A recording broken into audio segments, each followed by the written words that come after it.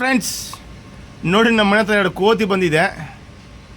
ಒಂದು ದೊಡ್ಡ ಕೋತಿ, ಒಂದು ಚಿಕ್ಕ ಕೋತಿ. ನೋಡಿ ಹೆಂಗೆ ತಿಂತಾ ಇದೆ ಕ್ಯಾರೆಟ್ ಅಲ್ವಾ.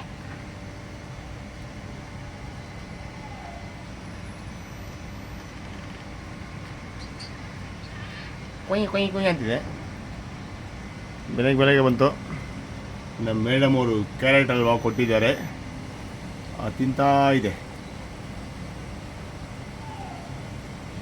ಮಂಕಿ ಈಟಿಂಗ್ ಕ್ಯಾರೆಟ್ ಅಲ್ವಾ.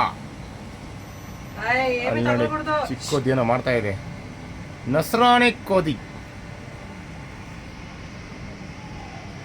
ನೋಡಿ ಗುರು ಏನು ತಿಂತಾ ಇದೆ. ಅದು ನೋಡಿ ಚಿಕ್ಕ ಕೋತಿ ಏನೋ ಮಾಡ್ತಾ ಇದೆ. ಕೋತಿ ಅಂತ ಬರ್ತಿದೆ.